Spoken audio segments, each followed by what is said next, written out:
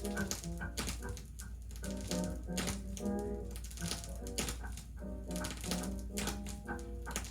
what love, love,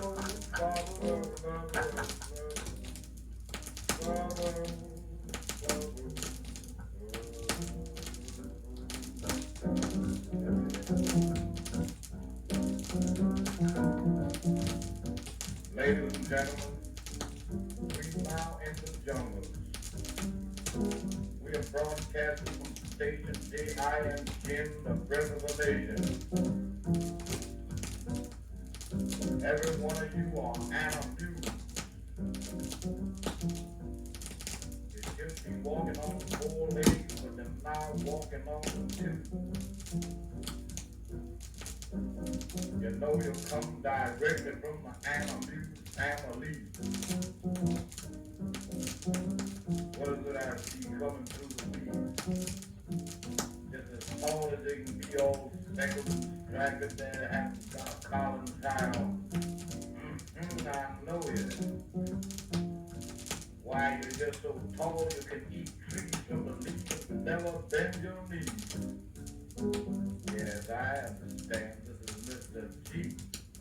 Rapping. Who's that other big fella that's following right in your tracks? Why, it looks like he's got dirty clothes on. Looked like there was one white once, but it's gone darker. I think I can see why he's got a trunk with him. Oh yes, I realize who that is. That's Mr. L.E. Fat. Who's that little bit of thing that's walking through the weeds like with a hat all over his head? That looks like Aunt Dinah's little bit of children. I see it looks like it's kind of angry. Oh, I know what that is. That's a lady porcupine. There's something walking straight up on 2 legs. What is that? Oh, I know that's a cross between a gorilla and a orangutan. A little bit of ring-tailed monkey. Yes, we're running down you field. And another thing I want to tell you people with clothes on. You have tails just the same, but you wear clothes and you can't see them.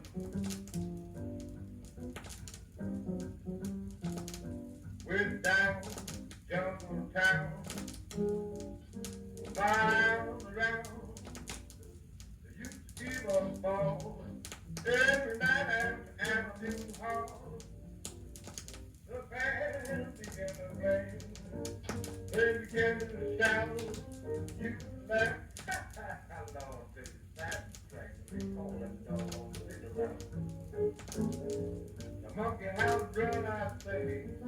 Why can't see the brother say? Tiger see the news. And the elephant see. Hoochie look to that panna. Deep that eagle ground. And begin to pray.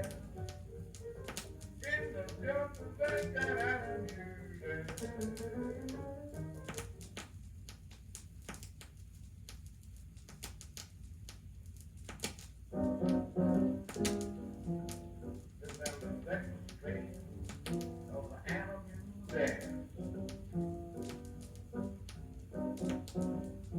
While a lion came through the door. Ah, you can tell that lion was absolutely sore. Let me in the hall. What you want to do? I'm going to break up this doggone Animule law. Don't you think I want to dance? Give me one more chance, and the lion give a roar. Throw down that door. Throw up an Animule ball. And the monkey hollering. Run out there, why can't this brother sing? Tiger did the hooch, and the elephant did the hoochie look cooch that hair. Did that eagle round, and began to bear. We're down in the jungle, that's how we do. Oh, the monkey house that's better, better. Why can't we go on the land? I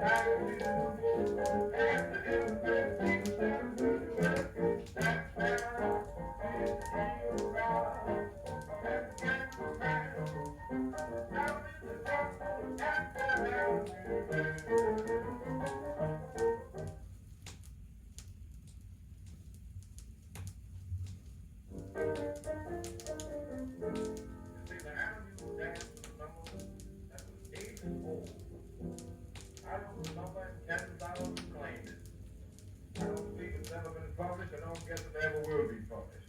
Or maybe it will. Since so many claimed it, I thought I wouldn't try to claim it, because nobody ever been able to do it so far but myself. When did you try it? Oh, that was around 1906. Right after the New Orleans Blues was wrote and the winding ball. Of course, there's an unknown tune right now, the winding ball, that is a very big hit for the time of New Orleans, around the Tenderloin district. That was one of the numbers I made a lot of money on, winding ball. And I also made a lot of money on this number too, which is known as the Animule dance. Of course, that means animals. What about the more scat songs? Oh, I'll sing some scat songs. That was way before Louis Armstrong's time. By the way, scat is something that a lot of people don't understand, and they begin to believe that the first scat numbers was done by one of my hometown boys, Louis Armstrong. But I must take the credit away since I know better. The first man that ever did a scat number in history of this country was a man from Vicksburg, Mississippi, by the name of Joe Sims, an old comedian. And from that, Tony Jackson and myself and several more graduated from New Orleans, and found it was pretty good for an introduction of a song. What does scat mean?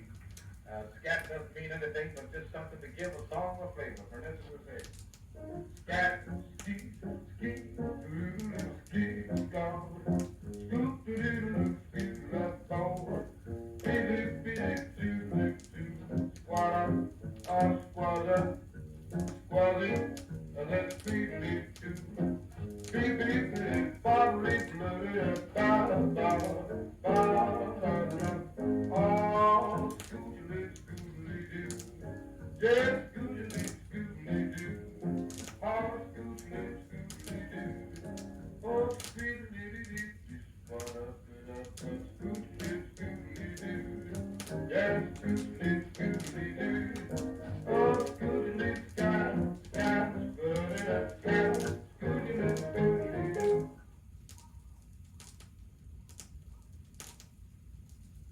Mike had a burned hand, and he used to wear a kind of a stocking over it.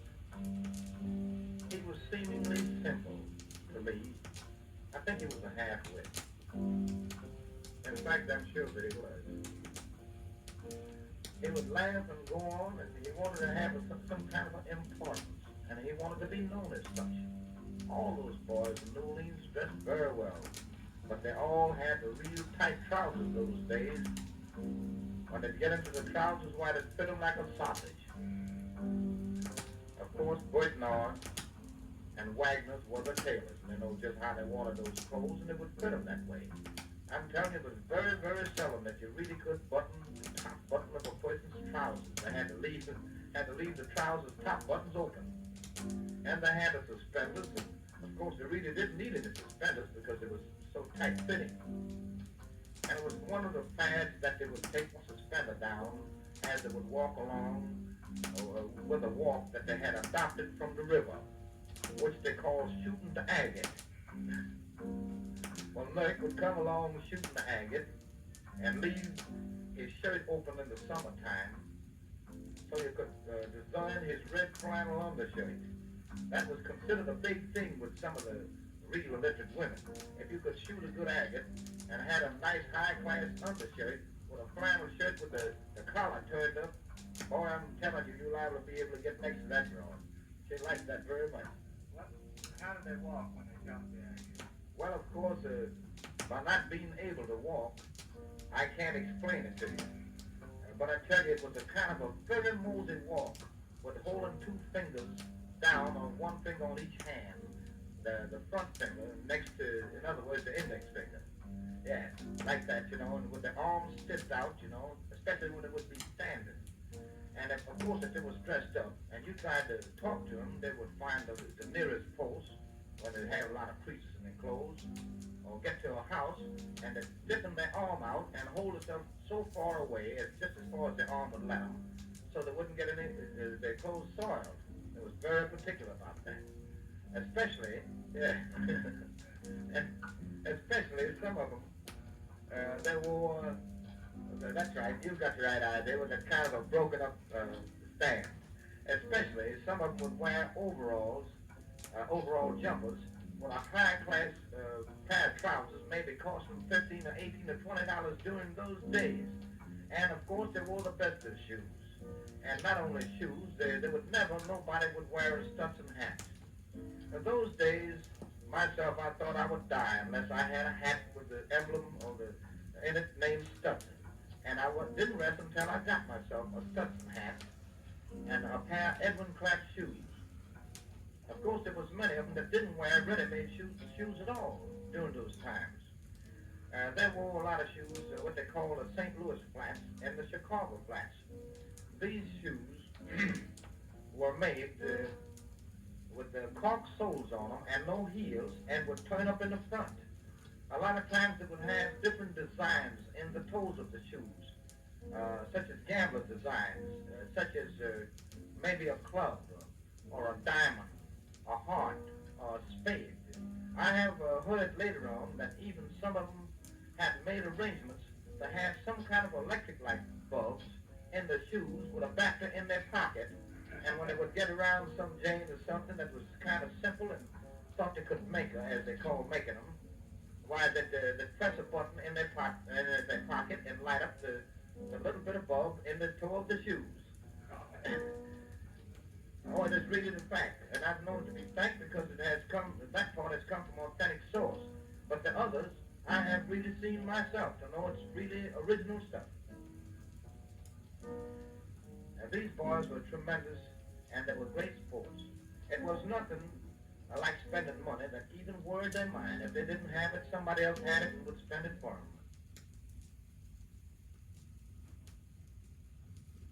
It was a miracle to see how some of the boys lived. Today, why, they wouldn't even think of that particular type of living. But they didn't care. The fact it was all neat, and they all strived to at least have a Sunday suit. And without a Sunday suit, why, you didn't have anything, but not the kind of suits that you wear today. The boys wouldn't wear anything but a blue coat and some kind of a stripes. That was considered a suit. And if you really came up with all the goods as they wore in a suit, why, you was considered out of line. There's a many times they would kid me and tell me, boy, you come from the country. Here you got trousers on the same as your coat. You're way out of line. There's no question about it. Now these boys used to all have a sweet mama. Well, of course, in that class there, that was what you call, I guess I'll have to tell it as this. That was what I'd call them maybe a fifth class boy. They got something when they couldn't, and when they couldn't, why, they would work out in the yards. A lot of them worked out, the colored girls worked out in white people's yards.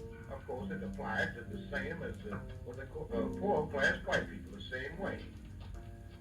They all practically lived out in the same section together.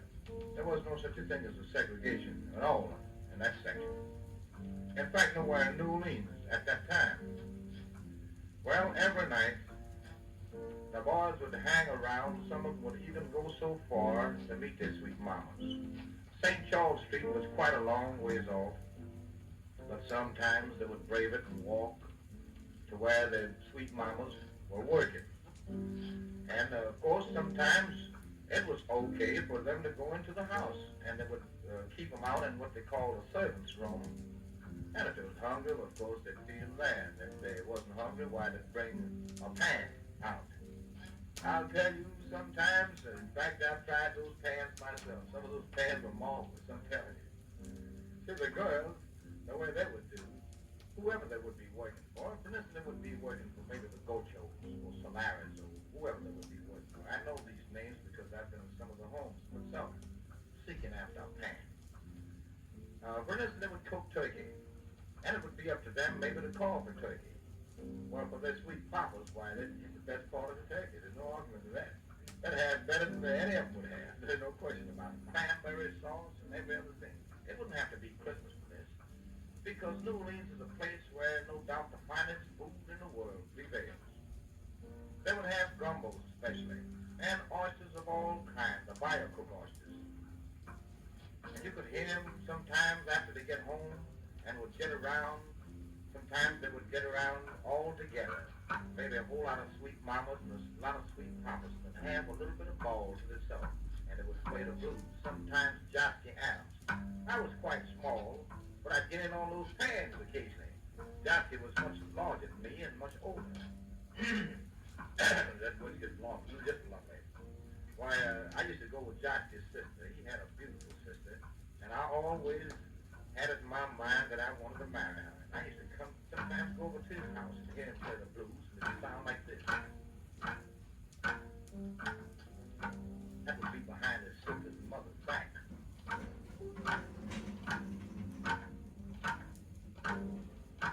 He said, see